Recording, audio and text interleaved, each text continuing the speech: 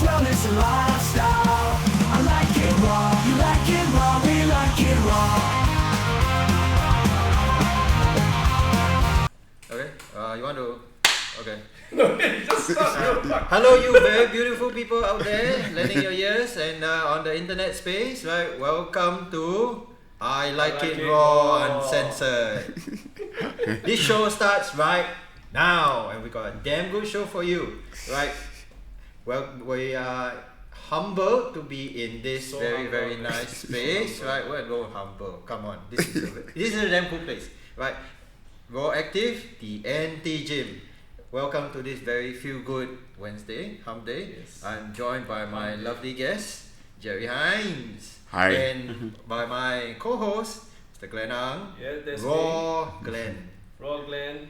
Right. Like it raw. We are extremely grateful to be on this platform on Spotify and on YouTube and on anything you can catch us on TikTok, hopefully soon.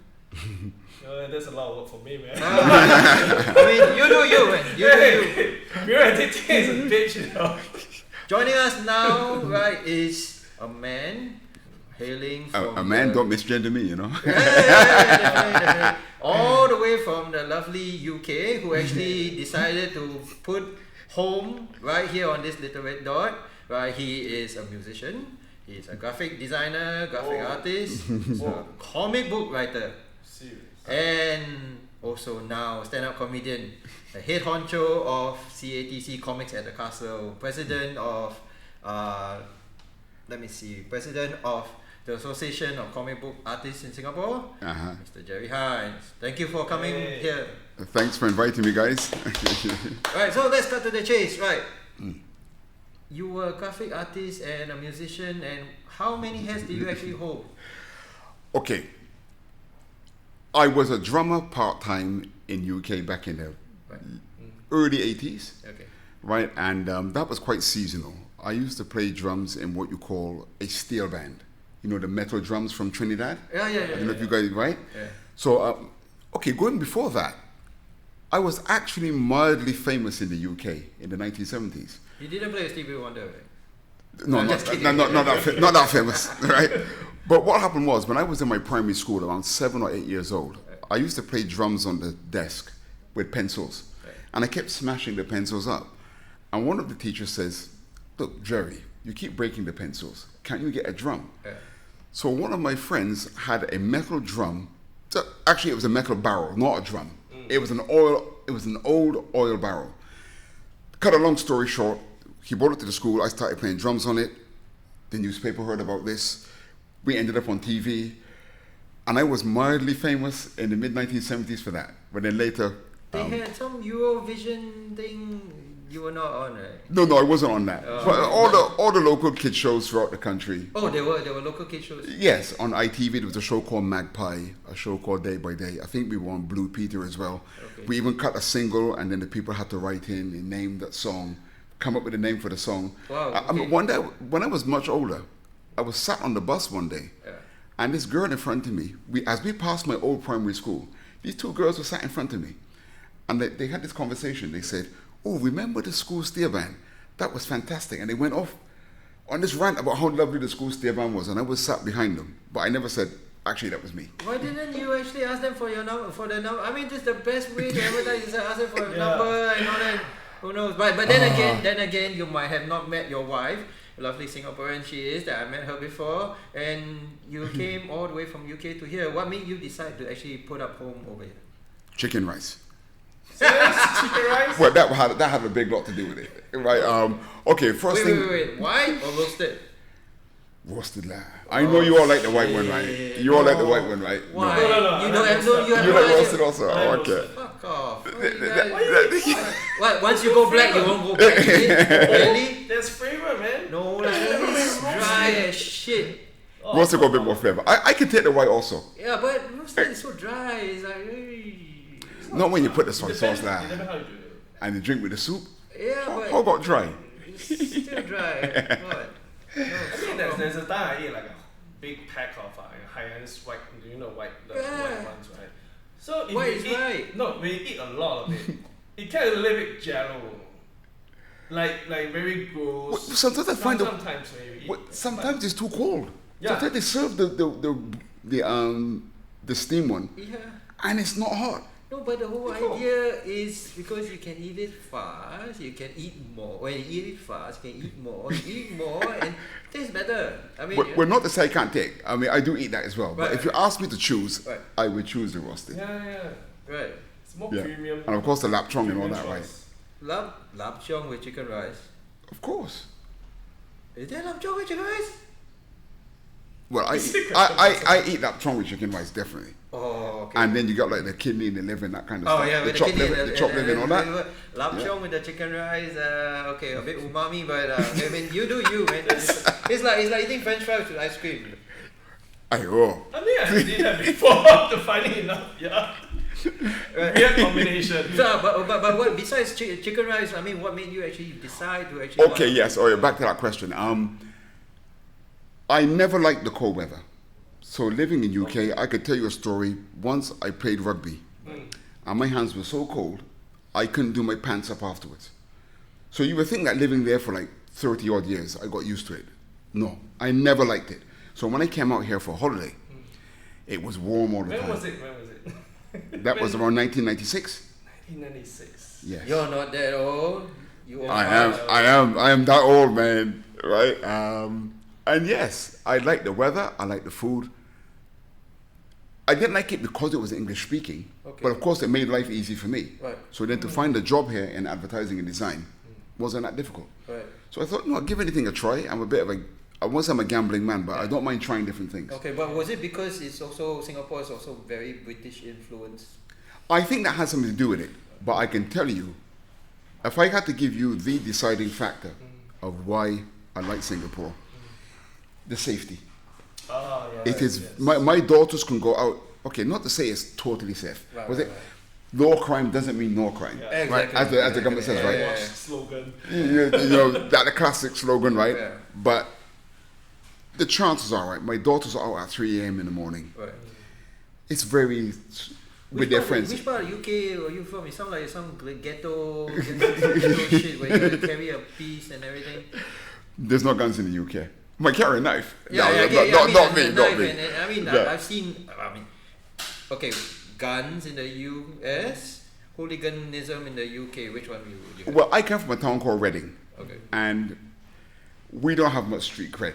All of the black guys from Reading, we can all read.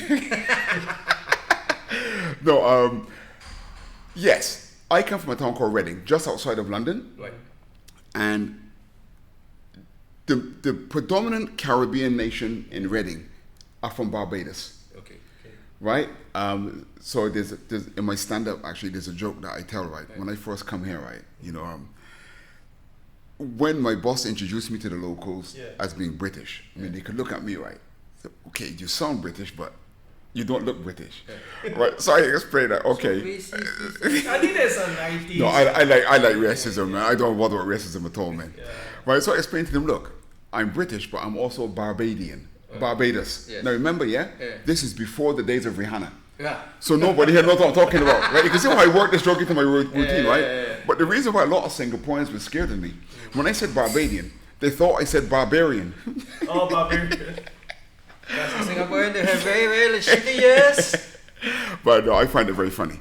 So yes, I'm from a town called Reading, just outside of London. But you find that, like in every country, most very violent people come from cities, not really towns. I see. Yeah. Oh, I never knew that.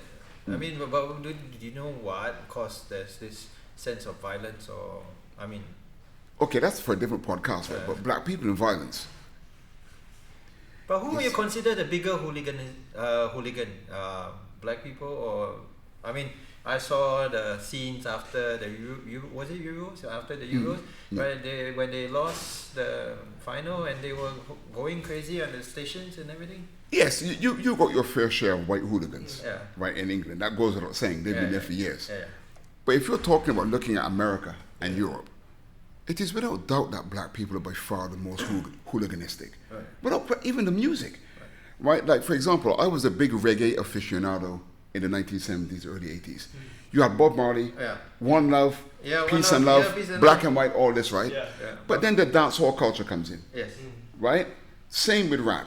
Yeah. Remember, rap was like hip hop, hippie, all this sort of stuff, right? Very fun, right? Mr. Flash. Grandmaster. Then suddenly, right?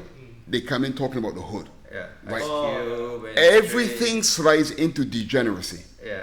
right? And violence. That is just part of what people call black culture. It's not part of my culture. That's why I stopped listening to reggae. That's why I don't listen to rap. Right. Okay, then again, okay, I'm not the coolest person in the world, right? Right. Even when I produce comic books, right? Oh, come on. Bob Marley is not cool. No, but I'm talking about me, Yeah. right? I don't like comic books that are dark, Yeah. right? I like all ages material. I prefer no death and destruction. Right. That said, I don't like Batman. Okay. I'm the only comic collector I've ever met that does not appreciate Batman. And the reason why I don't appreciate Batman, Because of his angst and his darkness. all of that, but Because your fear of bats, then you become Batman is kind of contradicting or what? no, he has no powers. Yeah, he's got no powers. I mean, his He's only rich. power is he's rich. Yeah, but money he's is also the a power. very troubled character. No, I'm not interested in trouble. I mean, sometimes I read some of his books. I'm like, how much torment is he actually? No, I can't handle all that. Yeah, I know that people like it. I accept that I'm a minority. Yeah. But I'm just giving you the reasons why I, as an individual, don't like that. Right. I don't like darkness. I don't like death. Right. And the fact that he has no powers, to me, is not interesting. Okay. But like, for example, But you he doesn't kill people. no, that's superhero code. Right. You can't be killing people. Right? Life is sacred. Right. So that's like part of the superhero code. Right. Right? But for him, I was always amazed by superheroes Right. because they do things that we cannot do. Right. It is escapism. Yes. Right? Ah, okay. It is No, escapism, yeah, right? yeah, yeah. Like you hear a lot of people now, they say like, I want to see myself in a character. I want representation. Right. No, I don't want any representation. I want to see something like the Silver Surfer. People cannot fly through space and breathe. Yes. Yeah. But I want to see that. I don't want to see a guy from Reading, right, who perhaps struggled to get into graphic design. And struggle to But- wear his pants. Right, during rugby, right? No, I don't mind that in Spider-Man, Yeah. right? But in the end of the day, Spider-Man could climb up the wall afterwards. Right. Right, that's the balance that I want. Okay. Batman, as you said, is rich, Right. so he relies on gadgetry. Right. Right, I give that to him, right, that is fine. But he breaks the cardinal rule. Right, Okay. I do a lot of workshops, how to create a superhero. Right. Right? So there's 4 things to a superhero. Right. There's a mask, Yes. your pants outside, right? Yeah, why must the tights? We'll come back to that, right? So you got a mask, pants outside, tight clothing, Yeah. or a cape. Right. Right. Batman ticks all of the boxes, but he breaks one golden rule. Which is The bigger the cape, the more powerful you should be. Right. That man has the biggest cape and has no powers. So to me, he is an extreme narcissist. so Batman should have a very tiny cape. He shouldn't have a cape at all. He's got no Shouldn't have a powers. Yeah. No. But, he doesn't deserve a cape. But the new school Batman doesn't really have a cape. He doesn't deserve a cape. So would you say that you Marvel more than DC because DC is kind of dark to begin with? Okay. I mean DC, Yeah. Watchmen, Batman. It's actually an evil Batman multiverse. Yes, there's Yeah. lots of multiverses. Yeah, there are a lot of Yeah, multiverses, but I mean even DC multiverse. comics per se is pretty dark to begin with. Well, Marvel kind of followed them to some degree, but yes, growing up, I was always more of a Marvel guy. Right. But funny thing was, in the So late first Marvel you read Marvel comic. man, it was Iron Man 29, Same. and I couldn't read, right? Yeah, I was about 3, and my brother showed me this. Right, this is the moment that changed my life, right? With Okay. comics, right? My Because brother, irony, you look at Iron Man and Batman, rich, but I mean gadgets. And what? Yes. And what sets the difference? Yeah, because you can start with Iron Man, then you don't really like Batman. Kind of like in their universe, they are kind of similar. Yes. But then I think there's some difference that you might share. well, I think as a kid, what got me about Iron Man was his repulsor rays, Okay. right? I mean, for me, it was the guns. I mean, I was more War Machine. War Machine. and then- Okay, that's and then- 1980s, right? Yeah, but Yeah. but more because of all his cool toys, cool tricks. Yes, Yeah. all that got me is his jet boots and all Yeah, that kind of yeah. stuff, right? Yeah. But yes, I started off life as a Marvel guy, but around the early 80s, I switched to DC because Marvel then became too representative. Like Tony Stark became an alcoholic. Right. Now I appreciate people find that makes him more relatable, Yes. all this kind of stuff, right? Right. Yeah. But I prefer the Tony Stark who was basically a superpowered James Bond. Right. But I still prefer that Tony Stark. Yeah. When he met Natasha Romanoff, who was the Black Widow. Correct. This is like highfalutin, high James life, Bond kind James of Bond thing. kind of guy, right? Yeah. I know Robert Downey Jr. did a great job on the troubled alcoholic Tony Stark, and Right. people love it. Right. I get all of that. But just because something's popular doesn't mean I have to change my opinion on it. Exactly. I still think that Iron Man should not. You see, what happens with creators in America is that they sometimes they have to self-inject. The writers then become bigger than the IP. Right. So you find that after the late 70s, 80s, people like Frank Miller, they started to put their personalities inside the stories. Right. That's why I lost interest in comics. Right? You find that Stan Lee, you cannot tell what Stan Lee's politics are from what he wrote. Yes. It was all about the superhero and what he could actually do, which was not what humanly possible. Correct. Right? And I don't like, all of these modern comics to me are just self-extensions of the writers. And I'm not interested. Maybe could 300 is not. I mean, I see more of Frank Miller's comic book drawing style more than his personality. I mean, is he? No, okay, you want me to tell you a story about Frank Miller? Well, Right. I don't know if you've seen Frank Miller on social media in more recent years. No. But the guy is a total moron. But I knew this from 1979. What? No, 1978, I knew this. Right? I can tell how I know this, right? Right. For it's something that I do. Okay, I don't actually do this professionally, right? Right. But Okay. there's something I dub artistic profiling. Right. I can look at a person's drawing and tell you if he's an asshole. I do some work in the Singapore prison, right? I do some volunteering, right? And I sort of say this is a joke, right? But it's real. So then some of the inmates said to me, "Are you sure or not?" I said, "Yeah." I said, they had a whole library of paintings in the corner. I said, "Okay, bring any of your friends." Okay, I have a class, but there are other inmates that do painting, but I don't know these guys because they're not in my class. So I said, "Okay, grab any of those paintings from your friends, bring them to me, and I'm going to tell you exactly what the guy's like." So they bought all these paintings, right, one after the other. I said, "Okay, this guy's like this guy's like that, this guy's like that." And they said to me, "You're 100% correct." Right, so anyway, going back to 1978, right? My favorite artist, my god of comic drawing, is a guy who, his name was Gil Kane. Okay? Not brother of Bob Kane. No, funny enough, right? They're all Jewish, but you know, right? But that's it, right? So Gil Kane he's passed away now, but he is my god of comic drawing. Late 70s, a guy called Frank Miller comes on the scene. Right. And you know they say imitation is the best form of flattery. Right. Yeah. Right? But what Frank Miller was doing, the way he was copying Gil Kane, he crossed the line. It wasn't, he was doing something that I could detect was something that I personally didn't like. I'm not saying that everybody else would like this guy, but I'm saying that me. Yeah. Well, okay, like I could tell this guy is my Lex Luthor. Right? Right? You know, you just be clashed with some people, right? So, I didn't like the way how he was copying Gil Kane. So what was he actually copying? There's certain things that Gil Kane would do with his hands, Right. And it's foreshortening, right?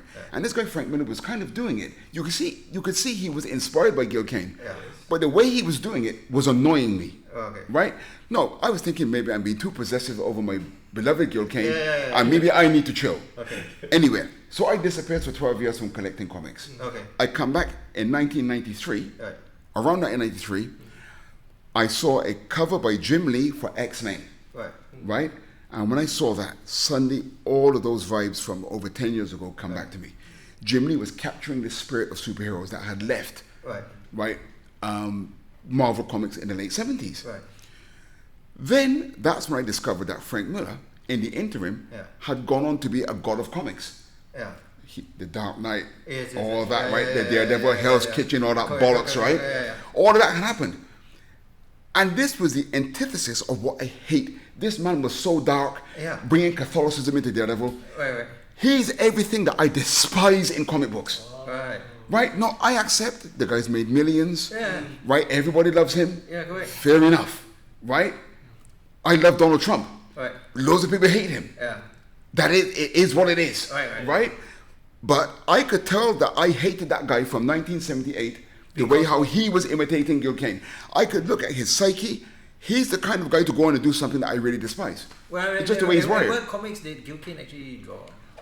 Man, did you know he drew almost every single Marvel cover? If you go back and look at Marvel Comics between around 1972 to 1978, Right. he drew almost every cover. Then this was the West Coast Avengers era? No, West Coast Avengers is later. That's 1980s. Okay, good. Right? I'm talking about the Bronze Age here. Oh, okay. Right? Okay. And, sorry, I'm talking about the Silver Age. Right. Okay? And Gil Kane, he designed the Green Lantern's new costume that costume that you commonly know the Green Lantern wears. That was designed by Gil Kane, in the early 60s, I believe. Right. And he drew a lot for DC. He did a lot of Green Lantern before coming to Marvel in the 70s. Right. So he drew lots of stuff for DC. Okay. Back in the, I think, late 50s, early 1960s. And was that love with that X-Men cover actually the thing that actually got you started drawing comics, or was it something that you've been doing since a child and then you told yourself that shit, this is a viable career option? Okay, I've been drawing as a hobby since I was 4 years old. I actually kind of started a story earlier. Right. When you asked me my first Iron Man comic that I read, right? Yeah. I never forget it. My brother says to me, this guy is a good artist. When I'm about 3 or 4 years old. Right. I don't even understand what he means. Right. I said, what do you mean this guy is a good artist? So my brother Ed, my older brother, he says, the guy who drew this comic. I said, you mean someone drew this? He goes, how do you think the pictures got there? I never thought about this, right? Right. So then he takes me to the front of the comic and he shows me a guy's name, Don Heck. Right, so I got goosebumps thinking about this. My life was never the same after that. Right, so then my brothers taught me how to read before I went to school. Right. Because I kept disturbing my brother. I don't understand what this says. Yeah. So then he said, forget this. I'm going to teach you how to read. So then him and my middle brother, Jeff, Yeah. every day they get my blocks, say, look, see that word, the, T-H-E. So anyway, by the time I was 5 years old, there's no kindergarten in UK around this time. So when you start school, you can't read. Nobody can read. So, what age do you start school? 5. Back in those days, 5 years old. And there's no kindergarten. Back in those days, you had housewives. Yeah. My mom looked after me, right, between like from 1 to 5 years old. Yeah. So I remember my first day of school, Mrs. Ackland was our teacher. She brings these books out. So I started reading it. Yeah. I get goosebumps thinking about this. She looks at me, right? She goes, you can read? I said, yes. I thought everybody could read. But no, of course, the other kids couldn't read. Shit, you actually had a head start before kids? Yeah. Yeah, way head start. Yeah, Oh. yeah. But, Stan Lee didn't mess around. Yeah. He didn't change his vocabulary. Right. Right? I remember when I was about 9 or 10 years old, I asked the teacher, what does metamorphosis mean? Yeah. She goes, Jerry, why are you asking me that? I said, because Captain Marvel's going through a metamorphosis. Because he was my favorite character. Yeah. Right? Yeah. And then she goes, it means change. I goes, that makes sense. Yeah, vocabulary was very big. And that's because of comics. Yeah. And do you think actually right now, I mean, being in Singapore, education is a big thing. Do you think that actually instead of they should be throwing away all the so-called textbooks and literature books and actually get people to start reading comics? Well, funny thing is this, right? With the association, we sell modules to schools, right? They could be anything from 1 3-hour workshop to a 1-year program. Right. It's very varied, Okay. right? And exactly as you say, all of the top schools were the first ones to buy modules from us. St. Joseph's, Hwa Chong, Raffles, Nanyang Institute of Mathematics. These were the first people to buy graphic novel modules from us. And the other schools, they don't understand the importance of things like this. Right. I mean, I can honestly attest. I mean, looking back history and everything, I can honestly attest that I actually improved my English because I was actually reading more comic books than your To Kill a Mockingbird and Grapes of Wrath and all that shit. I mean, I love those books, but actually, if you put Iron Man in front of me, Daredevil, Deadpool, I mean, I was like volumes and volumes of comics, DC, Marvel. I didn't give a shit as long as there's a picture, there's a bubble, and there are words. I'm reading that. Well, we were commissioned to do a workshop for a group of HODs here at the Arts House. Right. So you had about 40 HODs for English, right? Now I'm on a quest to promote graphic novels and comics and manga, right? So I thought, I'm going to give these English teachers a hard time, right? So I devised this exercise Right. where they had to write dialogue to suit characters. Right. Okay. Most people cannot write dialogue, Right. right? Because you know, there's things that you would say Yes. that you wouldn't say, Right. things that I wouldn't say. Yeah. So I got them to have characters of definitive personalities Right. and write a narrative to these passages that I had drawn. Right. And of course, they failed miserably. Oh my god. Why Ju- is it so? Why do you think that? What's the thing that they shot off? They can't speak English to save their lives. Well, they can speak English, right? But they don't think in terms of Articulation. interaction.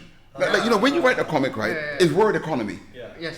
You got to get the same as stand-up comedy. Yeah. You got to get to no word can be wasted, right? Every word on a page should have a meaning. Right, Or yes. it has to be there for a reason.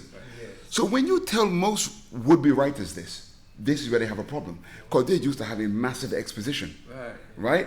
But in a comic, when you're dealing with dialogue or like a caption where you are, you can't tell me, you know, it was a cool room with a nice atmosphere and the door was open. The artist has to draw that. There's no point in you writing this. Right. So when you took that away from them, they were a bit lost. Yeah, and that was to make them respect what I was doing because all of them looked down on manga. Most artists look down on manga. But what you must do is do something to show them that the best artists in the world, maybe I'm biased. I'll tell you a quick story. Yeah. When I did my A-level, Yeah. right? The A-level teacher says to all of the class, we have a working theme. It's called dining out, Right. right? Now go away and do a composition and come back and let's see what happens, right? So I'm a comic book geek at this time, right? So the idea of, I didn't know this, there's no internet back in these days, right? I didn't know, this might sound ridiculous. It didn't cross my mind to use a reference Right. because comic artists traditional comic artists draw from imagination. Right. You might use a reference, like if someone has, like here we have a microphone mixer, right? You might reference a photograph of a mixer if you need to put this in your comic. But generally speaking, you don't use references. Right. So I came up with my composition, right, which was just a drawing. You could see a guy has a milkshake tipped on his head. One girl is still angry, and another girl is sat facing this guy. Yeah. Obviously, he's been caught two-timing, Yeah. right? With no dialogue, you can tell this story Right. from that one panel, that Right, one right. image, right? I never forget my A-level teacher's face. She looks at me and she says, "You didn't copy this, right?" I said, "No, that's from imagination." She goes, "You drew these people from imagination." No, we're comic artists, right? Yeah. We kill ourselves learning anatomy, right? You have to do this, Yeah, yeah, right? Yes. I didn't understand that people like Picasso and these guys can't do this. Right. They use references. They use references. They use still life, right? Yeah. So then she says to me, "How did you do that?" I goes, "You know, comic artists, we have to learn this." I goes, "You can do this, right?" She goes, "I can't do that." Then she commissioned me to do some drawing for her, and she's my teacher, right?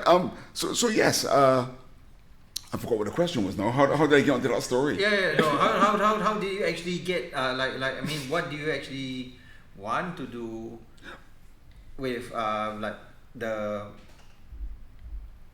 about what you actually? I mean, Yes. the Okay, right. So composition. what happens is every would-be comic artist. Yeah. I'm a would-be comic artist, right? Especially when you come from a town like Reading, when you're not growing up in the city. Remember, there's no internet back in those days. Yeah. So how to even get into the industry? Yeah. That in itself is almost like a rocket science, Yeah. right? When my careers officer came to our school, he knew nothing about comics, and he never told me about storyboarding Yeah. or set designing for movies and animation. Right. So I was totally clueless. Yeah. So you'll find that all, in inverted in speech marks, failed comic artists, Right. we're all graphic designers. So that's actually how you actually started off with drawing, 4 years old, graphic design. You actually kind of knew how to actually draw without getting any reference. Right. So what happened was I started life as a visualizer. Now remember, in the mid-1980s, Yeah. there's no computers yet. Right. So there's no scanning, there's no smartphones. Right. So like I worked with the agency that had a lot of food clients. Right. So he used to sell canned tomatoes. Right. So if you want a canned tomato Yes. in a print ad, you have to draw that in Right. before the photographer can then take the picture. So is it like the old school, like the Yes. movie poster? Yeah. try to draw is 100% like that, using marker pens. Okay, but here's the thing. So you didn't really have any reference to all these things. So where do you actually draw your influences? You see, that's comic books, right? Right. Because I had an understanding of a narrative and lettering and composition and all that, Right. I was able to transition to advertising and design with no formal qualifications. And you find a lot of graphic designers. Right. I'll tell you something now, right? yeah. You go and speak to anyone in Nanyang, Yeah. Nian, Temasek, wherever it is, right? Okay. Anyone studying graphic design, if you find a person in that class that is a manga freak, Yeah. they are always going to be in the top 5 percentile. Without fail. They will always be in the top. Right. You go ask any of your friends. I can tell you, go out there from this, right? Go and ask anyone that's involved in. It could be a course on film directors. Right. Look at Jack Neo. Yeah. Look at Jackie Chan. These guys are all comic book geeks. Yeah. Right? Anyone that has an appreciation of sequential storytelling Right. are always in the top percentile of their class, whether it's games design, animation, filmmaking. It's because of the fundamentals that come from comics. Oh. It's always the same. And I mean, besides Iron Man, what other influences were your I mean, to actually get this sort of like mindset? Right. Well, okay. So you got all the artists that I grew up Right, watching, right. etc., right? And just trying to capture the essence of that. Right. That storytelling that affected me through advertising. Like, for example, as I then progressed to become a creative director Right. and a chief copywriter, I would do things with typography that the other creative directors wouldn't do. Right. Because quite often in advertising, you find a copy-based creative director Right. and an art-based. Exactly. Right. I was both. Right. Right, and I dare say in my wild years in UK, I was mildly rich. I bought I bought a Mac SE Yeah. and a laser printer. Right. It cost Laser me printer. a laser printer, How much was that? Back £12,000. Right? Right. But I was driving around the south of England. Yeah. I was a mobile advertising agency. People would give me their brief. Yeah. I sat on a Mac. These things are brand new technology. Oh, yeah. Cutting edge, right? All of the big multinationals in London, Yeah. none of them are using computers yet. Right. Right? So you got this Wow. guy, You were just doing hand drawing. no hand drawing. I had a scanner. Oh, okay. Right? So I'm utilizing, I used Photoshop before it had layers. Right, so it's like anything. If you're first to the party, Yeah. you make a killing. Yeah, exactly. I bought an old Porsche. I was driving around with a Mac SE and a Porsche in my backseat. So you're like the first few people to use Photoshop. Yes. Yeah. You know, and funny thing was, right here, then fast forward to Singapore, Yeah. right? When I got here, computers weren't in advertising agencies yet. Not very common. Right. They were just coming in, right? So I never forget. I think it was McCann Erickson Yeah. had the Pepsi account. Now I was working in a local agency that time, Yeah. and Pepsi had this rebranding called Change the Script, right? Oh. You might remember it. I can't Change the remember. script, right? It's a bit fuzzy. Yeah. I But think the problem was when the graphics came in from the US, they were using Illustrator. Yeah. Nobody in Singapore had even heard of Illustrator. But McCann Erickson got word that there's some British guy in some local agency that can use Illustrator, right? Yeah. So then that agency made a small fortune out of me, right? Because they could then sub the work from McCann Erickson. Yeah, funny. Then okay, so then okay, from advertising, what spurred you? Screw advertising, screw graphic design. I'm going wholesale into comics. Right. What happened was a group of us comic book geeks, right? After I finished in the agency, you know, I don't know what's wrong with ad agencies, right? You must work late. Because the thing is, ad agencies actually make Ogilvy, they make shit tons of money, and versus like. Oh yeah, the money is very, Yeah, very I good. mean, versus like say, I mean, you can just imagine Stanley when it's actually starting out, all the hard work you actually got to do, typography, drawing, penciling, color, and everything, and Yes. it's really, really shit work compared to like advertising firms. They got big companies. Oh, do this. I need you to do this. I need you to do this. And what made you shift from one end to the Yes. other spectrum? Indeed, advertising money is very, very good. But I got this restless creative spirit, right? Right. Which is not the best thing to have sometimes, right? But when you got it, right? Yeah. So what happened was, so after I finished work, I would meet a bunch of comic book geeks in a Burger King. Now, because I'd done art direction, chief copywriter, all this sort of stuff, and editing, I have an appreciation of how to get something ready for print. Okay, most artists, right? You ask them for artwork. Right. They just anyhow pass you a piece of artwork. If something, I don't want to get too technical, but if an image goes off the side of a page, that's called a bleed, right? Yeah. So you must make sure that your work is done with margins and discipline. Right. All pages are the same, Right. Things must bleed, etc. Right? So by default, I became an editor. So I got together a group of artists and did an anthology that went out in the US via Diamond Distribution, which does all the Batman and Superman books distribution.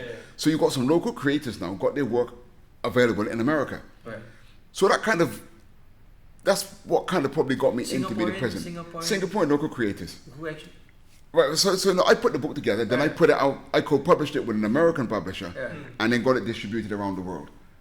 Yeah, but before that, actually, I had a comic just before that that went out via the distributor, and I believe it was the first internationally offered US format superhero comic book called Get Carter, and that was in 2002. Not after the movie Get Carter. No, the funny thing is this, right? I always liked the sound of that movie from back in the 1960s or whenever it was originally made. Right. So I thought, okay, Get Carter. Nobody's ever heard of this. Right. And the year that I released my comic book, Sylvester Stallone remade the movie. Shit. So they kind of like killed my, well, not really killed my fire alarm, but when I thought it would sound original, it didn't sound original anymore. But you were actually first. But Technically. first in imitation, yes. Right. Yeah. I always thought that was a good title. Okay. So then, looking at comic book history, you were talking about US format. US format, Japanese anime, Or manga, yeah. Well, manga. Which one actually is more? Do you think is actually a bigger draw? Or I mean, all have different styles. Yeah. Which one is actually? I mean, to you personally, which one influence you more, and which one actually you think that is more attractive to kids these days? People are always talking about, we always want to read, we want to learn new stories, pick up ideas, and all. Which one do you think actually will be actually a good source of reference, Right. source of influence? Okay, so for me personally, I grew up under the influence of superheroes, right? But like I kind of alluded to earlier, what's happened is in the Western market, I'll answer your question fully as I go along, a lot of the creators, like Frank Miller, are narcissists, right? As they get older, the IP became older with them. Right. When you say to them all ages material, they scoff at that. They see that as a downgrade. Oh, okay. Right? So you see now, My Hero Academia, that manga, outsells every Western title in the US. Because the Japanese understand you have comics that are made for older readers, and there's some that are still aimed at generic Correct. General 14, 8 years old, whatever it is. Somewhat young adults. Younger adults. Yep. And let's face facts here. The genius of Stan Lee was, I couldn't read. There was too many words on the page for me, but I still wanted to read that comic. Right. But a 35-year-old man wanted to read that comic as well. Yeah. Right? What the modern writers have lost the ability to do is that. Get something that a 10-year-old looks at, that wants to read, but maintain the attention of an adult. Right. It is still possible to do it, but these writers don't. If they can't have blood, nudity, and coarseness, they can't create anything. Right. I mean, it's always and the the story, very right. dark story. aspect to it, like Yes. like the Dark Knight Returns and everything is like, oh, how troubled. I mean, everybody, like you said, everybody wants to have some form of representation where actually they can actually see themselves in that. Yes. Yeah.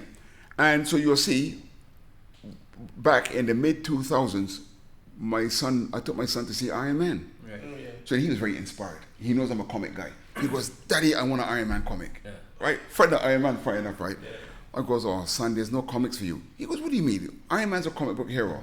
So I took him to a comic shop. Yeah. Right? I said, there they are. Those are the latest Iron Man comics. Or you didn't see red and yellow. You saw burgundy and gold. Yeah. Very dark. Yeah. He looks at it. Just to look at it. You know, a 10-year-old There kid. wasn't any appeal. No, an 8-year-old kid, it's not made for an 8-year-old kid. Right.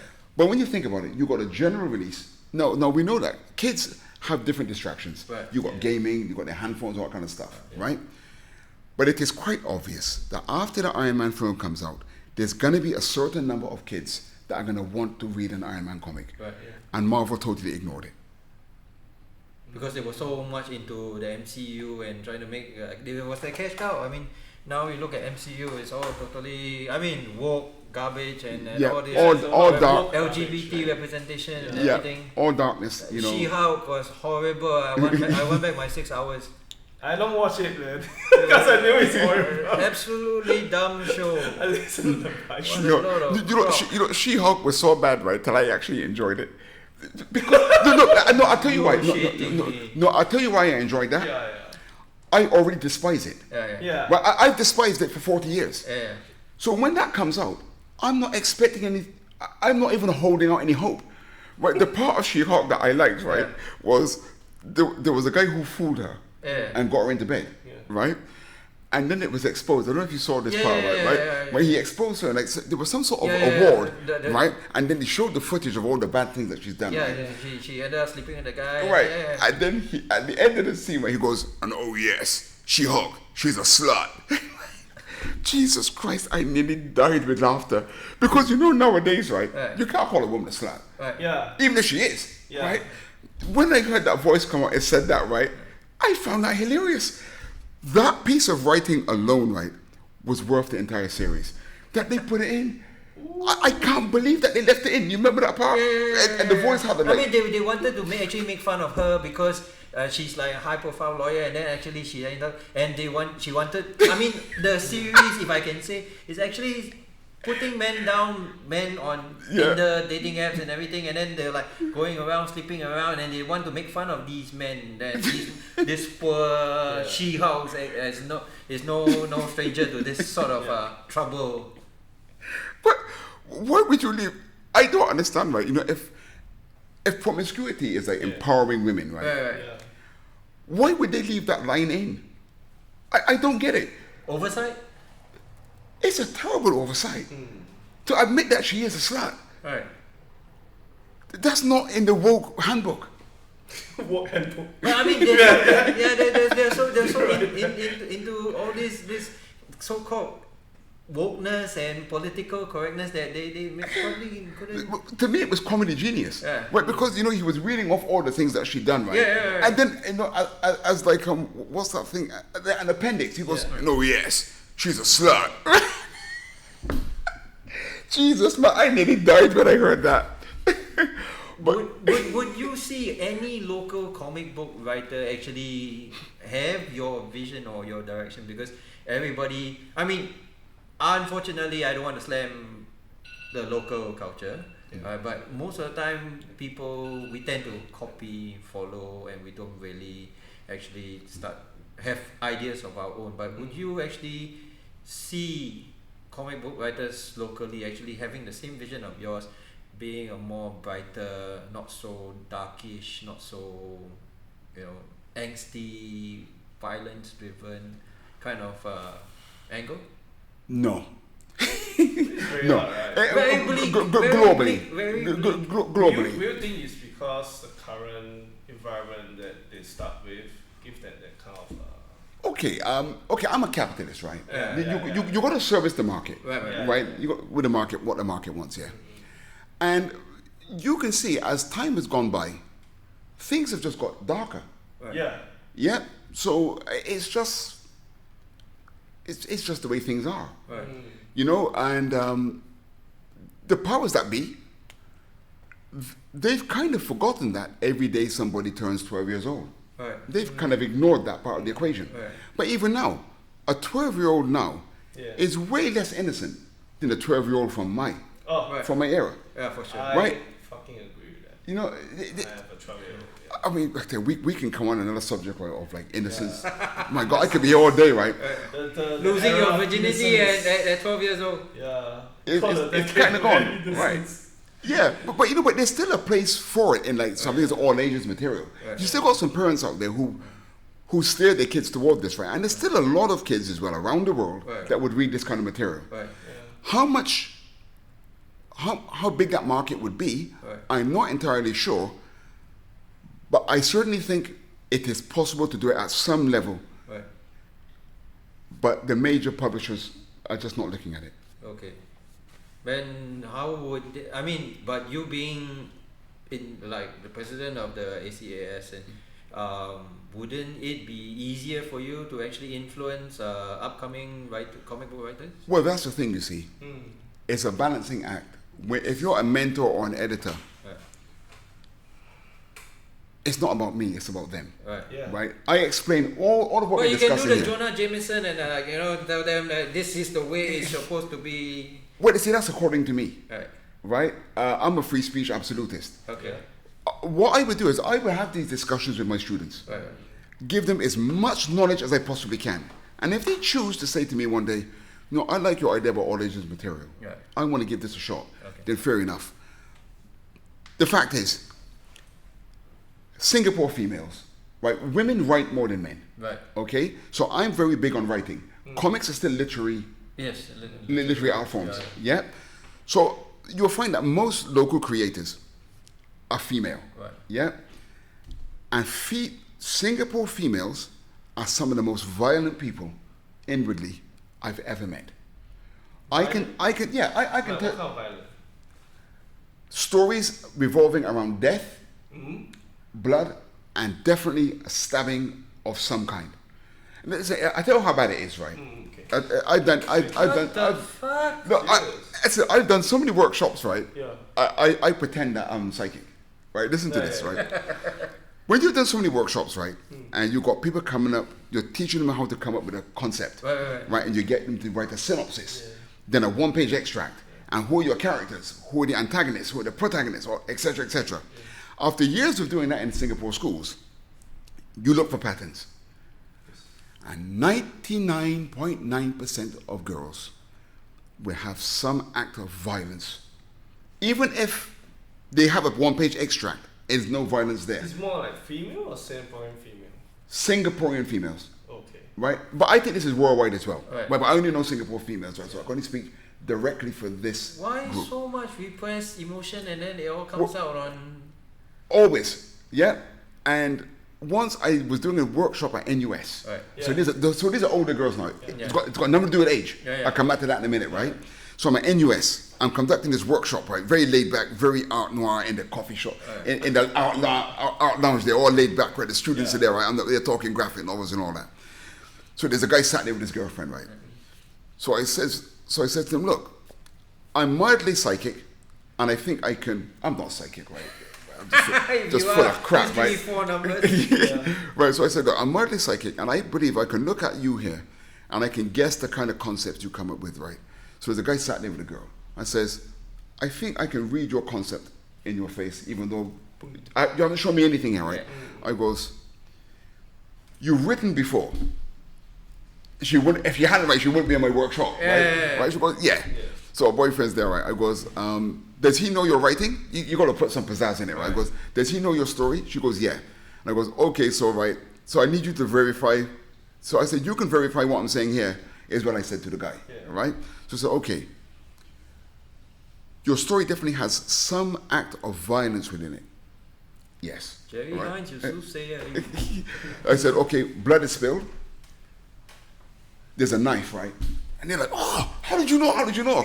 And then I reveal, I said, oh, you girls all write the same thing.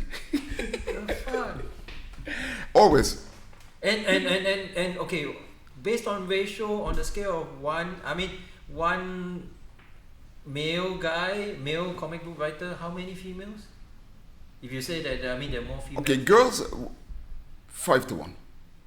You are shitting me. Well, That's No, not too long. no, and even if later on, so you get guys, you get people in their 20s Right. producing graphic novels or manga, right? It's even high, it's even worse than that because the guys have to do national service, Yeah. right? I'm telling you, I've seen guys. When you look into a person's eye, you can see their personality. Right. And when people talk about comics, they normally have a glint in their eye. Yes. Yeah. Right. When you see the guys before they go into NS, they have that glint. Right. They're doing character design, they got their story, Yeah. all sorts of stuff. When they come out of NS, they're incapable of drawing a comic. They can't do it. Drawing comics are very stressful. If you look at most Japanese mangaka, Yeah. mangaka is a comic artist, right? Yeah. They're all a bit off, you know. Yeah. They're a bit eccentric. Yeah. To draw comics, I'm telling you, I bottled it. Yeah. Right? I've drawn a lot of comics in my time, right? Yeah. But I didn't go into it hundreds of comics. I've drawn a lot of comics, right? But not full-time, decade after decade. Right. Because you have to be a bit off to Right. do this. Aren't you off? Well, people say I'm slightly off still, Yeah, right? yeah, But not yeah. as off as some of the other guys, right? Everyone's off slightly, lah. Just a certain how much degree you are. Yeah. Yes. Are you 100% or 10%? Yeah. No, but what National Service does, it knocks you straight back online. Yeah. And these guys have then become incapable. You ask them to draw multiple pages after multiple pages. Yeah. Very few can actually achieve that. No sense of imagination, no visualization. There's an art for art's sake spirit that you need, right? That NS just. Saps you. I'm not saying I'm against NS. Right. I wish we had it in UK, to be honest, right? But my thoughts on it is that I think the girls should do 1 year and the boys should do 1 year. Yeah. Period. That's it. Done.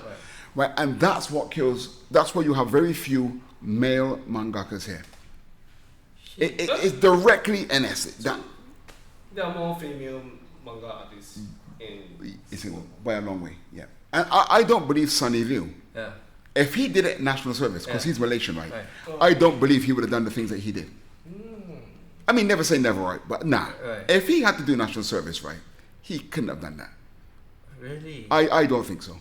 I mean, what do you think of, I mean, Sunny Liu's book, actually? I mean, Well, I mean, he's won 3 Eisner Awards. I mean, it's not my kind of material, but yeah, he's definitely doing something right there. I mean, but if you were to, would you consider his fiction or would you consider it as reality? Because some people actually said that it's historically somewhat accurate.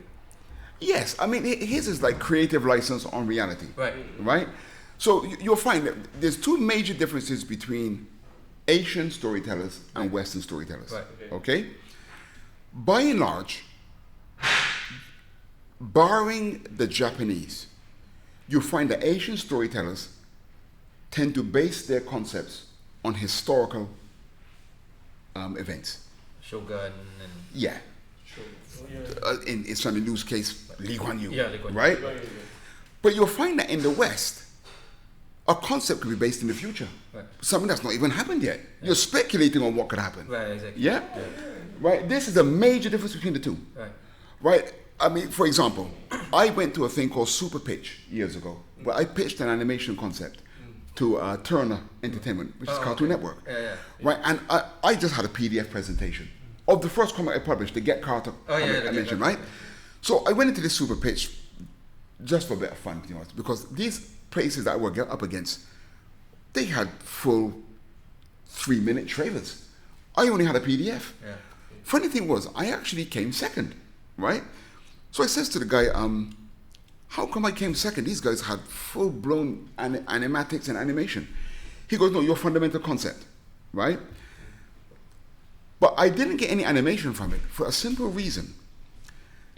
Get Carter is based on a guy called Carter Chan, right? Now, if you look at the story, in the story, I hypothesized, right, that China became the main superpower in the world, not America. Okay. This comes from somewhere around the 16th century. China was doing a massive trade with much of Europe and even some of Africa. Right. Yeah. But then they shut the doors on China or something. They stopped trading. Right. And China shut itself off from the rest of the world. Right. Communism and everything. All of that, right? So something like that happened, right? And they called the ships back in. Yeah. So you'll find that porcelain, all these things were being sold in Africa, right? Right. Okay, so in my reality, those ships were not called back. So when you look at the architecture of my Get Carter comic, you got skyscrapers in that, but they look a bit more Chinese. Right, we all The that- fashion, right? You got Nike trainers, but the footwear looks a bit more like Chinese footwear, like Bruce right? Lee shoes and Yes. So what happened was, years before I even published that comic, a local company, came here to do an interactive game. This is the 90s, right? This is when interactive gaming is now taking off. Yeah. And they liked my concept. Okay. But when they went to the Chinese investors, they couldn't accept my concept because it was too futuristic. It wasn't set back in time. Right? And this was the guy from Turner Entertainment told me, this is why he was a white American. He said, this is why I liked your concept, in that it broke the stereotypes of Asia. Right. It was dealing with the future. Right. But ultimately, that's what stopped my Get Carter from getting investors from this region. because people were actually seeing it as not based on any historic. Okay, although it was based on historic events, but it wasn't. It wasn't evident. It wasn't acceptable to but because most local investors, most local studios, will only invest in something that is. Even you can see Sonny is here. Right. His stuff is still based on historic actions. Right. That's more of an Asian mindset. Okay. But the Japanese, to some degree, have managed to escape this stereotype. So everything is all based on future or Some of it. depths of your imagination. Yes, and you see Korea is now getting there with this. Right. Yeah. They're getting closer to that. Right. Yes. Singapore needs to go there somewhere, but don't forget, Singapore is a smaller country. Right. It's gonna be harder. As I said, my parents are from Barbados. Right. When you speak to a Barbadian or you speak to a Jamaican, there's a wealth of difference. Okay. You could tell that Jamaicans have a big island mentality. Right. Right? I might be in Singapore, but my brain is still very British. Right. My most recent superhero comic, Supercross, I have two local superheroes. Right. D. Tomasic and Singapore Sling. Yeah. Right? Now, to most locals, this is probably ludicrous. Right. To me, it makes perfect sense because my mind is that broad. Okay. But if I was probably more local, it probably wouldn't even be superheroes. Right. That's too outlandish. Correct.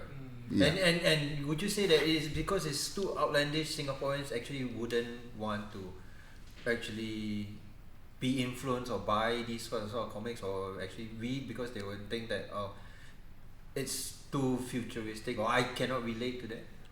The kids buy it. Yeah, the kids buy it. Right? Like I had one fan come to my studio, Yeah. and he memorized. He was only about 8 years. So God goes from thinking about this. We had a show at Cathay Cinema. Right. This was when a Spider-Man film was released. Okay. Now, just before this, I had a spot in Straits Times, Right. and it was focused on Singapore Sling, my female superhero, right? And a kid came into the mall, and there was a Singapore Sling poster there, Right. and a Spider-Man poster. Yeah. And the kid runs into the mall and says, "Mommy, look, there's Singapore Sling." Right. That, to me, that is a complete, total validation, Wow. right? You got to catch up the youth. The youth Right. is, we were all kids. Whatever captured us as a kid, Right. Yes. right? That's what keeps you going as an adult. Right. Mm. 100%. Your kids, 100%. you want your kids to do that, right? Right. But most creators are not interested in kids. Right. You see. I mean, the bigger cash pie out there, like getting people to actually read, actually adults. I mean, adults will be more spending power. Yes, I mean, there's nothing wrong with that business model. You know, that's your market. Right. But to completely neglect Right. the younger market, I would like to have a hand in fixing that, hopefully. Okay. And would you say that books like, I mean, comparing books like what you actually write versus all these books that, I mean, Sunny Liu, we know that he won Eisner Awards and all that. Would you say that it is because he was more, if I can use the word, politically incorrect, because he was talking about putting Lee Kuan Yew in a bad light and very politically scandalous, which is why he didn't get any investors in the first place? What is the scandalous thing that he shared? Basically, I mean, it was about the Hockney bus riots. And from what my recollection of reading the book, it was about that he was actually Lee Kuan Yew was actually siding the communists versus, if we look at the history of PAP, before they were liberalists, Yeah. they were so-called communists, if you can say. Bidenish. Yeah. Versus now the capitalist right wing angle that they support, make more money for people, jobs for all and all that. And I think people didn't, the powers that be out there didn't really like that they associated Lee Kuan Yew with communism. Right. Yes. Well, probably. I don't think this only this attributed to Sonny's success. Right. But the minute that word got out that his book didn't get NAC support and was semi-banned, that's when you got that, right. and the Americans are looking on. Yeah. That's a piece of good luck. You know, you got more chance of success. So the only way to not be supported by people is actually to be cancelled. Well, if you're cancelled on the right side, Okay. right? Like I'm a black Trumper. I'll be cancelled on the wrong side, right? But no, the worst thing the government could have done with Sonny Liu was ban that book. Right. But if they just left it, nobody probably would have noticed. Nobody probably would have said anything. Right. But as soon as attention came to it, and of course the Americans can't wait to get one over on Singapore. Yeah. I mean that side of America. Yeah. They're gonna shower him with awards. So it was more of a political thing. I mean, I have to give props. It's actually a very good book. Yes. But it is a very, very good book, and it is a must read for everybody. But would you think that it is because that he actually got cancelled, the politics behind it and everything, which is why it's so celebrated? I think that's got something to do with it.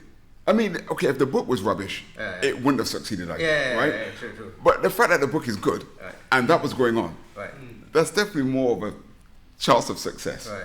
Definitely, it's more on the radar. Yeah, and I mean, I don't want to be outlandish here, but probably maybe he got away with it being in Singapore because he's also not Singaporean, Malaysian. Correct. I mean, he is a Malaysian. Yeah. You know, so he won't get deported and anything. Yeah, you won't get. Oh, you won't get. I mean, you won't get any Singaporean to draw. Yeah, I mean, no Singaporean in his right mind to actually write this kind of shit. Yes. Yeah.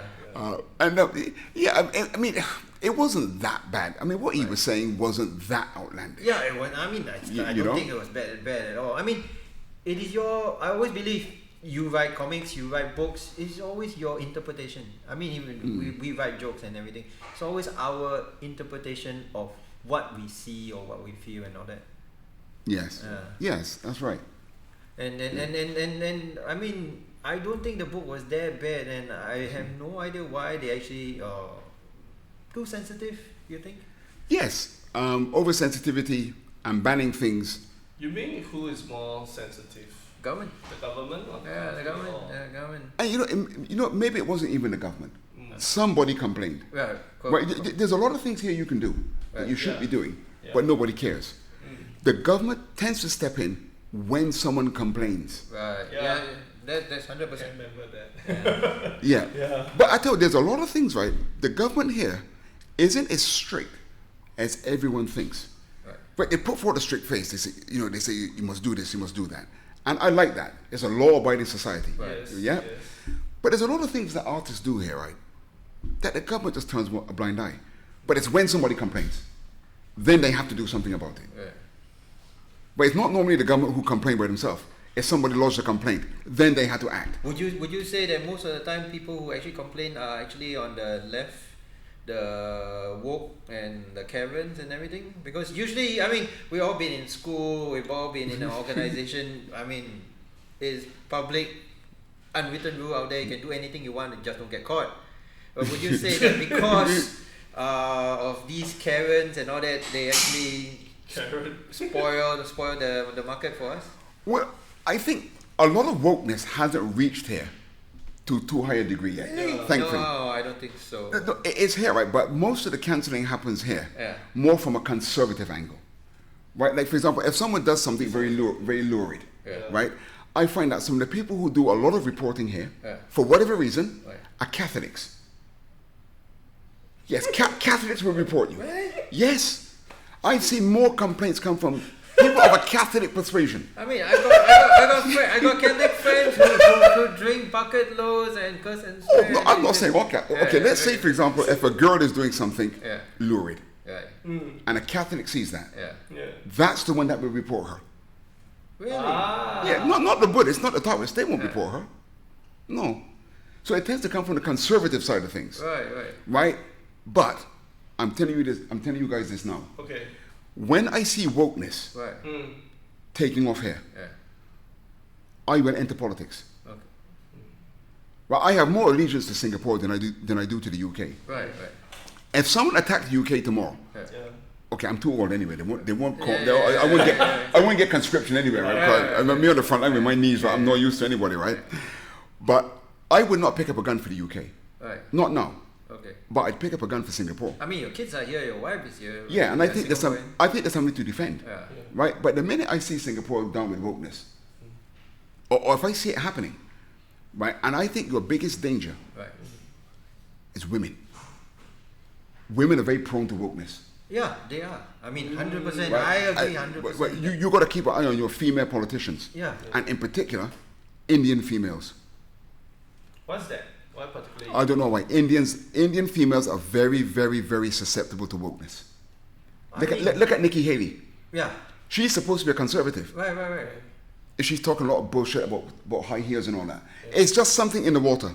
They're very susceptible to it. And I'm watching your politics. Right.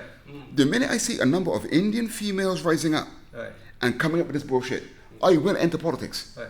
I mean, I have a lot of Indian friends and a lot of Indian female friends. Sitting down at a dining table talking to them, sometimes the conversation can get a bit off key. Like what kind of conversation? Like, I mean, I don't want to be very generalistic here, Yeah. sweeping statement, but sometimes, I mean, you can watch. I mean, I don't want to be sexist or anything, but it is true. It is a fact. Women actually speak few thousand more words than men in a day, and probably half the words that they actually say don't go through any filter. Which is why, I mean, you're married, you will know when you talk to your wife, sometimes like, oh shit, she irritates the shit out of me. Why did she actually have to say that? And I wouldn't be surprised that actually goes into the professional public sector, public view, public globe, where actually when women will actually start to, without filter, especially in politics, actually come up with all sorts of garbage and bullshit. No, I can tell you, right? I was never into politics until the last 4 or 5 years, right? So I was trying to trace where did all of this when did it start? Right. What was the first thing that I can tangibly see, right? Right. And I'm telling you, the enemy of truth, free speech, democracy, and decency Right. is political correctness. Exactly.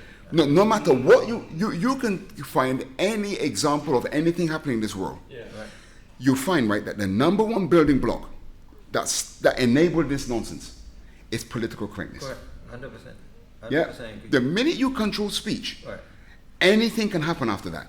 So the first one of political correctness, right? Stereotypes. Stereotypes exist because, by and large, they are true, Right. right? So what's the first thing they do? They outlaw stereotypes, Right. right? Because this is to stop you from telling the truth, Right. right? Listen, I'm 60 years old, right? I can run faster than most 30-year-old men that I come up against in football, Right. right? That's because I'm black. It's There's some in your shit blood. going on It's there, in your right? blood. It's in your blood. It's in my blood, right? Yeah. Right? 75. What If is I it? throw in the water, you probably can't swim. Right? My swimming is horrible. This This shit is real. Yeah. No, the exceptions prove the rule. Right. Now, anyone who gets butt hurt by a stereotype Yeah. is too fragile. Right. Their ego is too slim. If you've got any self-confidence about you, right, you don't care about stereotypes. Yeah. Would you say that they're too protected because they're too protected? That's why. Yes, but black people, I'll talk about my own race now, right? Okay. We're some of the most fragile people on the planet. What? Serious? Absolutely 100%. Right? Like they call each other a nigger all the time. Then you call them a nigger. They go off the deep end. But you're calling yourself a nigger. Oh yeah. Right? If you call me a nigger, okay? Nigger law? Yeah. For Christ's sake. You know, actually, I'm embarrassed sometimes, right? That a whole race of people can be so soft. Right. You know how soft you have to be, right? For someone call you a name and you want to get violent? Yeah. That shows a lack Self-confidence. There's something missing mentally, Right. Yes. right? And what I say about like Black Lives Matter, Yeah. Yeah. I put this in my stand-up, right? Yeah. I always say to people, yes, Black Lives Matter to you, not to us, right? The safest place for me is to be in Singapore. Right. As far away from other black men as possible. Right? My friends often say to me, Jerry, do you feel safe in Singapore? I say, yes, I feel very safe in Singapore because there are no other black men here. And these are facts, right? So when people get angry, they're getting angry at the truth. Right. I'm not interested. If you're going to get angry at the truth, I'm not interested in what you have to say to me after that. Right. If you can get hurt by the truth, the only way to actually solve a problem is to tackle it head on. I mean, one of my influences is Jordan Peterson, and when he actually got called out, when he actually first came into light about all these pronouns, gender pronouns and all these things, Yes. if I'm not mistaken, it was actually a woman who actually called him out. 100%. It will always be a woman. Oh, there's a lady called Pearl Davis. Believe me, right? Yeah. If you look at my comic Supercross, there are three female superheroes Right. and 2 male superheroes. I am not anti-feminist, right? I never have been, Right. never will be. Yeah. I'm anti-bullshit, Yeah. right? You can see here, right, for example, my comics at the castle, Yeah. right? I mean, we're such a small organization, right? You know, a girl, right, caused us to be semi-cancelled. You know why? Because we have a difference of opinion. We were doing a podcast, Right. we had a disagreement, Yeah. then she went and ran into chat groups Yeah. and said a lot of things about me right now, either out of context or that simply weren't true. And then of course, right, you got the soy boys. Right. You know, you got a lot of guys right, who want to see to be What's politically Soy boys, a soy boy. Sims, soy boys, Soy boy. they tend to a simp. follow all the woke people. Oh. Yeah. Right, you got other purveyors, Apologies and all that kind of everything. nonsense, right? You got soy boy comedy group bosses here who want to see to be like, down with the females and all that bullshit, right? So CATC is soft cancelled by a lot of comedians because of one Gen Zer, and I could tell from her countenance, right? She has never, ever, ever spoken to a man that disagreed with her. No, okay, but here's the thing: if all these people know that I'm offended, I'm outraged, and I am being, and all this disagreement, why don't you actually come out and prove yourself to be not that kind of person? Why don't you come out to be proving yourself to be, I mean, instead of being so woke and so, I mean, you can be go woke, go broke. You can throw upheaval Yes. about it, Yeah. but instead of being offended, cancelling people, why don't you actually go down to the grassroots, do something about it, fix the problem rather than just talking shit about people? A lot of it's psychological, right? You notice that I think it's more like psychological stuff, right? yes, certain people are more susceptible to wokeness. Like, for example, women generally suffer from depression more than guys. Right. Yeah. So they're already going to be more prone to it, right? Yeah. You find that a lot of woke people are not exactly attractive. Right. Yep. It's a hormone thing. It's a It's a hormone thing. ugly people, Stereotyping the community. frustrated people, Yeah. people who want to be a victim. Right. You know, you get some people. You want to know how I know this? Right. I'm black and I used to be like that. Well, listen, man. You grow up in a certain environment, right? Right. You hear things around you, right? You don't question it. Right. When I was growing up, black people vote for the Labour Party in the UK. Yeah. Now, my dad used to vote for Conservative. Yeah. But the media that I was surrounded by, right, was so much, my friends and everything, right, was so much to the left and liberal. Fuck the Tories. All that kind of stuff, right? I never ever heard. Did you know I grew up thinking that Ronald Reagan was a total buffoon? We had no footage in the UK of any of his. He had quite a lot of wit. He was quite funny. They showed none of that in the UK. We were completely screened from any of that. What? Yep. Yeah, censorship and. Total censorship. And of course, when you're living in that bubble, right? But I was around my dad. But wasn't it supposed to be free speech then? It never was. See, now this is the thing, right? The way how liberalism gets you is that I can say one line to you guys, right? And I know you're going to agree with this. Yeah. Live and let live. That's how liberalism gets you, Right. right? What it actually does, I'm no longer liberal, Right. right? Because it's not actually real. It's actually the back door for extreme leftism and Marxism to get hold, to brain rot you, Yeah.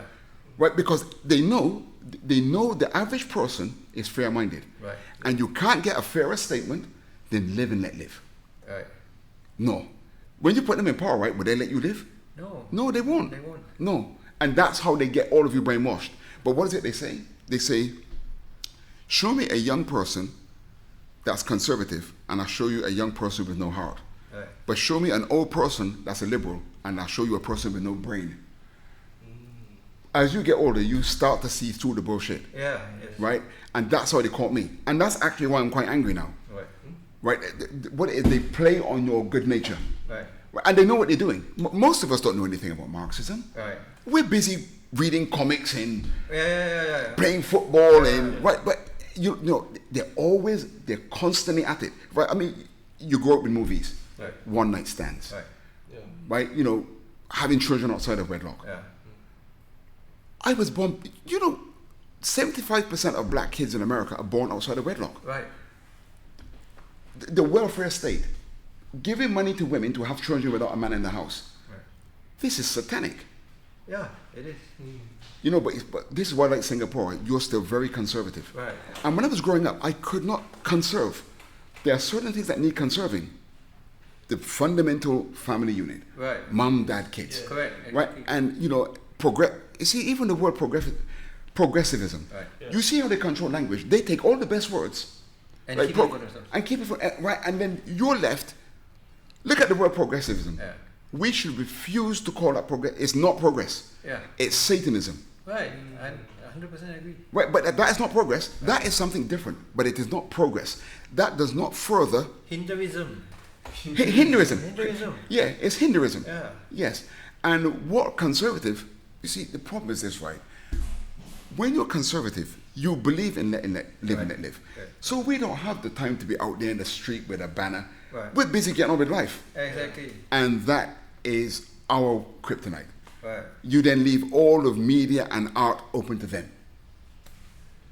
So how would you actually, would you say that writing a comic book influencing kids to having a very unprogressive, we can use the word, more conservative view be a way to actually influence the future? But you don't want to be a propagandist, right? Yeah. But yes, I mean, think but as an artist, I yeah. mean, no, I mean, I wouldn't say propagandist, but no choice. I mean, everything we read, everything we see nowadays, there's all information being sold to us. You see, it's like this, right? You know a supervillain, right? Yeah. Would take a hostage. Right. Yes. And if you're a superhero, right, you can't shoot through the hostage to get the villain. Right. Yeah. This is how. Unless you're a Robocop. But he shot through the dress. Still remember this. Well, that's one of my top 3 movies of all time. Yeah. Oh. You know, absolutely. Top 10. I still watch it. I watch it at least. Top 10. I watch it about once. I watch it once every couple of years. Yeah. At least. I have to watch it. Yeah. Ed or 9. Yeah. Oh God, I'm losing track here. Right? Okay, Okay, right, it's all right. okay. Right. Yes. So you would see the reason why the left has an advantage, right, is that. Okay, I don't even like using terms left and right, but for the sake of argument, let's say liberal and conservative, right? Yeah. Because liberals don't really believe in any limits, Right. right? Anything literally goes, right? Free spirit, you do what you want, right? Yeah. A supervillain can grab a hostage. Right. We can't shoot the hostage to get to the villain. Right. We have to preserve his life. Yeah. But a supervillain can just shoot the hostage and then shoot us. Yeah. That's exactly the same. Exactly. They have no restrictions on their behavior. Correct. But because, like, even if one of my students wanted to create a character Right. with blue hair Right. and is a raving lesbian Yeah. and wants to kill everyone, by nature, I don't want to censor her Right. Yeah. or him, the creator. Right. That's our kryptonite. Okay. But we're going to be anti-censorship. Right. Because we believe in free speech. Right. Yeah. Right? I want to hear your ideas and I'm going to beat your ideas with my better ideas. Yeah. That's how they actually win. They use our own virtues against us. And that is what's difficult to combat. So going back to actually how you actually create a superhero with the cape and the mask and wearing your panties in front of your fans. What's the other one? Would that be actually the key to actually unlock this wokeness, the way they actually them using us? I mean, superhero versus supervillain. Right. Yes, you're right. Right. Yeah, there was a guy called Andrew Breitbart who started the Breitbart news agency. Right. And he said that politics is downstream from culture. Right. He's 100% correct. You need superheroes that are more... Superheroes are actually conservative, Right. Yeah. right? But the new comics now are trying to make them woke. Right. Superheroes are not woke. I used to think they were, but they're not. Right. Right? They're actually quite conservative. Right. Yeah? They're law and order. They support what should be the good What about guys. the term anti-hero? Okay, Where that's... would the line draw for that? That's a confusing. That's actually a very good question. Yeah. Yes. Because we have superhero, we have supervillain. We're somewhere more like chaotic, virtuous. Punisher. The Punisher. I don't know how many heroes are actually anti-hero. Like, how many anti-heroes do you know, right? There's this Would shoot that hostage to get that bad guy. Would the Punisher do that? He wouldn't, right? Yeah. He would shoot through the hostage to get the bad guy. Yeah. None of them, they're just dark heroes. They're not really anti-hero. Oh, okay. They're just a bit angsty, a bit angry, right? But they're never going to kill an innocent person. Right. You know, Wolverine, he's meant to be an anti-hero, right? That's Yeah. a bad boy, right? Yeah. Bit angry, doesn't smile. Yeah. It just means they don't smile. Right. And maybe got no sense of humor. Right. They're not really anti-hero. So You know, more like dark hero. they're just dark heroes. You know, But people actually misconstrue the word anti-hero as in, oh, this guy is a badass, he will just fuck anything, make sure the end is more than the means. Okay, I'll give them this, right? Maybe they will use excessive force. Right. Like an anti-hero might kill a supervillain, right? Right, yes. A superhero won't kill a supervillain. Yeah. Yeah. So they're not intentionally. Right. I think that's where anti-hero comes from. Okay. They will kill a supervillain. Right, Okay. right. But I don't see any evidence that Batman would kill a supervillain. I've not seen that. I've not seen that as No, well. I still haven't seen that. I don't think Batman would kill it. In Has a, Batman in a ever- dark in a dark multiverse, yes, there is one. Like he Yeah, killed the but Joker yeah, or something? So he killed the Joker. There's one, they call it the Batman Metal Universe. So he killed the Joker. But then this Joker have this, the virus, right? Once he kill him, he will release the gas to Batman. So Batman get the Joker virus and become the Batman who laugh. Yeah, that's he's one of okay. them. Now he became a super villain. Oh, that's a recent one. Yeah. Right, okay. This one. Yeah, I think that's probably where anti-hero Yeah. comes from there, right? Right, right. Yeah. Yeah, but that'll be very. I mean, It's very like, dark. but That's I mean, very would you dark. say that it is because fiction fact follows fiction, fiction follows fact. So would you say that because there are more and more dark comics and because of the degeneration of society, we are more exposed? I mean, during those days, I mean, there was censorship, and I mean, you see a girl in a bra and panties, you get turned on. Now you actually have to watch porn and shit to like, oh, okay, that's exciting. OnlyFans and all that kind of thing. Yeah. Would you say that it's because of all this degeneration and exposure to all this media that comics start to get more dark? Definitely. Right. I think art in general, everything has gotten darker over the years. Yes. You know, if you want to make something modern, just make somebody curse. Right. You know when they want a reimagination for a new, just put some, what is it South Park said? Yeah. Make it lame, put a lesbian in it. Yeah. Right? You just add these elements. These things are just more prevalent in society. Right. Yeah. This question about putting homosexuality within a comic book. Right. You can see why they might want to put it in a comic book because, I mean, if Peter Parker has Mary Jane or Gwen Stacy, Yeah. that's heterosexuality, Yeah. right? And I was saying that, okay, fair enough, if you got some gay people in a comic, what's the big deal? Yeah. But again, it comes back to this sneaky behavior. The LGBTQ community, Right. Yes. the ones that are very vociferous, Yeah. they're not there for constructive reasons. Right. They're just Marxists. Right. They're just there to derail society. Exactly. right? So now I don't treat them with any respect. Right. This is where, like, remember I mentioned before, like they use our own virtues against us. Right. I'm becoming more hardcore in that you look at a lot of that whole LGBTQ agenda. Right. It's just debauched behavior aimed at kids. Right. They've got an obsession with young people. And they're trying to actually influence kids to actually start Yes. thinking like that. Right, and when any group, I don't care who the group is, when they start aiming at kids, Right. this is where I'm not interested in any compromise. Right.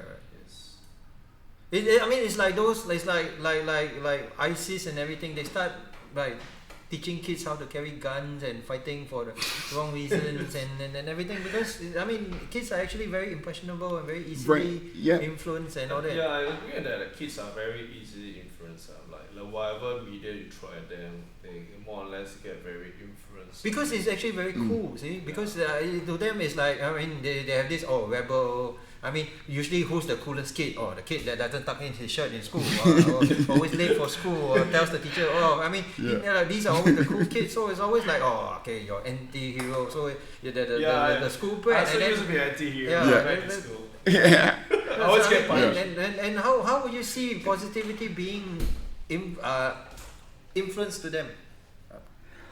Well, okay. You'll notice that there is a whole group of LGBTQ. There's a whole LGBTQ community Right. Yeah. that are against those activists, Right. Yeah. because that they know that they have bad intentions. Right. So you listen to those gay people talk, right? Right. You can see 100% that they know there's something off with that group, Right. Yeah. and they themselves are against them. Right. Gays against something they're called, Right. right? Because they know that you should. It's the same as like a heterosexual person Right. forcing porn on kids. Right. It's the same level of degeneracy. Yeah. Yes, Correct, exactly. yes. I mean, they know that they actually have an alternative lifestyle, but they know that they're not going to let it. It shouldn't overtake society. It shouldn't overtake like the common flow of what is actually society acceptable. Yes. Yeah. Like, I mean, even you read a comic book, most superhero comic books, very rarely did superheroes kiss Right. a woman. Right. The odd panel here and there, but it wasn't a focal part. Right. You find that with these LGBTQ writers now, their sexuality is their entire life. Right. They seem to have no personality outside of who they sleep with. Right. Oh, yes. You know, if you I do see that, yeah. it's something that I notice about a lot of flamboyant gay friends that I have there. The slightest chance on Facebook, they've got their shirt off. Yeah, they do. Yeah. It's odd. Yeah. Yeah. They could post something. Right. Look, maybe you're eating a nice chicken rice somewhere, you take a picture, right? I know one guy, he just posts, right? I just went to the post office, and the guy behind the desk was to dream for. I mean, Jesus Christ have mercy. Could you imagine, right?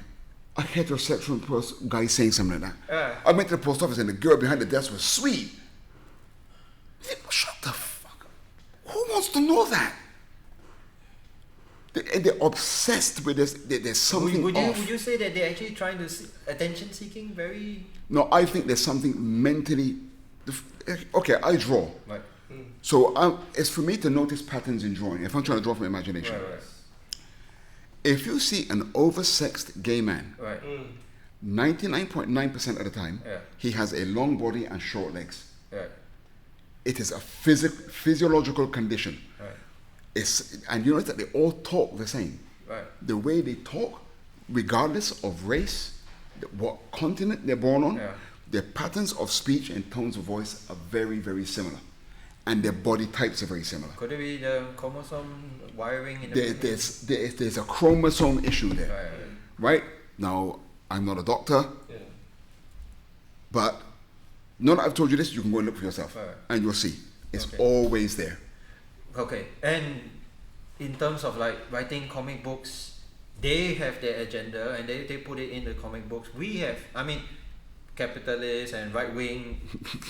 I wouldn't say I'm right wing. Right? I support Trump, but I have no wings. I hate wings to begin with. Okay, but having said that, we comic book writers, much like we are both us stand-up comedians, comic book writers they write their stories because it is their impression of things, right? We write our own interpretation of things. Wouldn't it be like a commentary, like how we actually see things? Like Chappelle writes, I mean, why he got cancelled because he wrote a commentary on his transgender friend. Yeah. So I mean, why can't we write our commentary, our interpretation of our view? You certainly can, right? But we tend to be more self-regulating. Right. Yeah. We are aware Right. of propaganda Right. and forcing our opinions on others. Right. Right? That I always say to my,